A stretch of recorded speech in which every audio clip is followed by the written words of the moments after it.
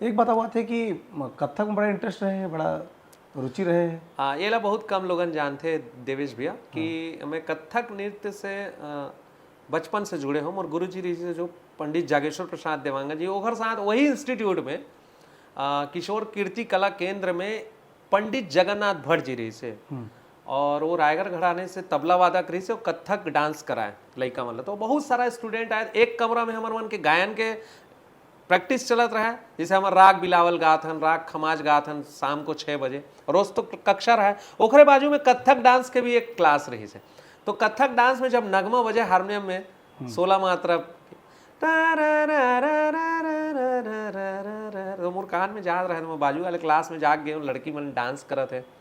तो वहां जाके बहुत देर बैठ गए और बैठ के देखो कि यार कितना मधुर है, कितना मजा आता है। आप गाना भी गाओ, सामने में डांस भी देखो तो एक बहुत मजा आया बोला। तो मैं गुरुजी के ये लोग कैसे बजा सकते हैं? तो बोले बजाना बहुत कठिन है बेटा। बोले देखो, बोले वो नृत्य करने वाले हैं, वो 16 मात्रा में डांस कर रहे हैं और वो हारमोनियम की जो चलन है वो 16 मात्रा में सम दिखाना है। बोले तो बहुत कठिन है, लेकिन मैं ना धीरे धीरे वो लगन के माध्यम से खाली देख देख के सीख गया हूँ।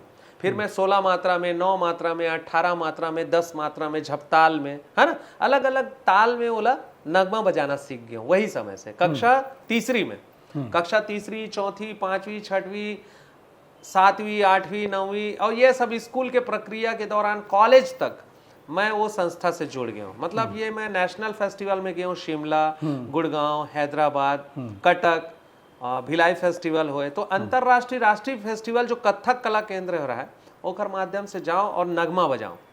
तो ये मोर दिल के हरे काम और बिल्कुल सेवा भाव से। काबर के में कोई पारिश्रमिक नहीं मिले, कोई भी चीज में पारिश्रमिक नहीं मिले। काबर के टीम बड़े होते और लड़का मन जाके प्रतियोगिता में शामिल होते, फेस्टिवल में शामिल होते।